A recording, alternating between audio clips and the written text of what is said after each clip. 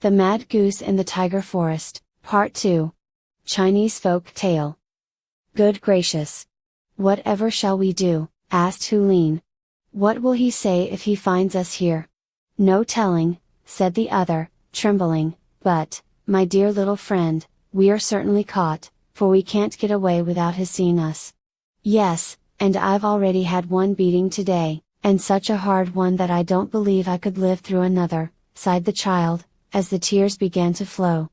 There, little girl, don't worry, let's hide in this dark corner behind the baskets, suggested the gander, just as the master's step was heard at the front door. Soon the frightened companions were crouching on the ground, trying to hide. Much to their relief, however, the miser did not go into his bedroom, and they soon heard him hard at work in the garden. All that day the two remained in their hiding place, afraid to show themselves outside the door. I can't imagine what he would say if he found out that his watch goose had brought a stranger into the house, said Chang. Perhaps he would think we were trying to steal some of the money he has hidden away, she answered, laughing, for as Hulin became used to her cramped quarters she grew less frightened. At any rate she was not nearly so much afraid of the miser as she had thought she was. Besides, she reflected, he can't be so bad as old Black Heart. Thus the day wore on and darkness fell over the land. By this time Girl and Goose were fast asleep in one corner of the miser's room and knew nothing more of what was happening. When the first light of a new day filtered through the paper-covered window above the miser's bed, Hulin awoke with a start, and at first she could not think where she was. Chang was staring at her with wide-open frightened eyes that seemed to be asking, what can it all mean? It is more than my goose brain can think out.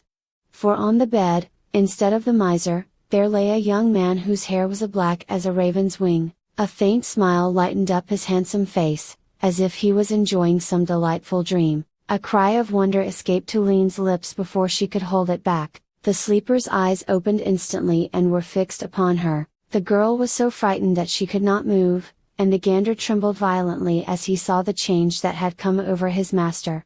The young man was even more surprised than his guests, and for 2 minutes he was speechless. What does this mean? He asked, finally, looking at Chang. What are you doing in my bedroom and who is this child who seems so frightened? Forgive me, kind sir, but what have you done to my master? Asked the gander, giving question for question. Am I not your master, you mad creature? Said the man, laughing. You are more stupid than ever this morning. My master was old and ugly, but you are still young and handsome, replied Chang in a tone of flattery. What? Shouted the other, you say I am still young? Why, yes. Ask Hulin, if you don't believe me. The man turned towards the little girl. Yes, indeed you are, sir, she replied in answer to his look. Never have I seen a man so beautiful. At last, he cried, laughing joyfully, I am free from all my troubles. But how it has come about is more than I can say. For a few minutes he stood in a deep study, snapping his long fingers as if trying to solve some hard problem. At last a smile lighted up his face. Chang, he asked, what was it you called your guest when you spoke of her a minute ago? I am Hulin, said the child simply, Hulin, the slave girl. He clapped his hands. That's right, he cried.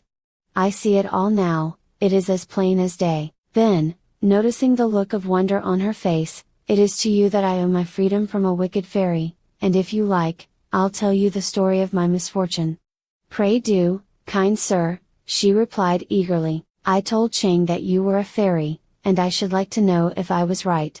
Well, you see, he began, my father is a rich man who lives in a distant county. When I was a boy he gave me everything I wished. I was so humored and petted from earliest childhood that at last I began to think there was nothing at all in the world I could not have for the asking, and nothing that I must not do if I wished to. My teacher often scolded me for having such notions. He told me there was a proverb, men die for gain, birds perish to get food. He thought such men were very foolish. He told me that money would go a long way towards making a man happy, but he always ended by saying that the gods were more powerful than men. He said I must always be careful not to make the evil spirits angry. Sometimes I laughed in his face, telling him that I was rich and could buy the favor of gods and fairies. The good man would shake his head, saying, "Take care, my boy, or you will be sorry for these rash speeches." One day, after he had been giving me a long lecture of this sort, we were walking in the garden of my father's compound. I was even more daring than usual and told him that I cared nothing for the rules other people followed. "You say," said I, "that this well here in my father's yard is ruled by a spirit, and that if I were to anger him by jumping over it, he would be vexed and give me trouble." "Yes," said he, "that is exactly what I said, and I repeat it, beware, young man, beware of idle boasting and of breaking the law. What do I care for a spirit that lives on my father's land?" I answered with a sneer, "I don't believe there is a spirit in this well, if there is, it is only another of my father's slaves." So saying, and before my tutor could stop me, I leapt across the mouth of the well. No sooner had I touched the ground than I felt a strange shrinking of my body, my strength left me in the twinkling of an eye, my bones shortened, my skin grew yellow and wrinkled. I looked at my pigtail and found that the hair had suddenly grown thin and white, in every way I had been changed completely into an old man. To be continued.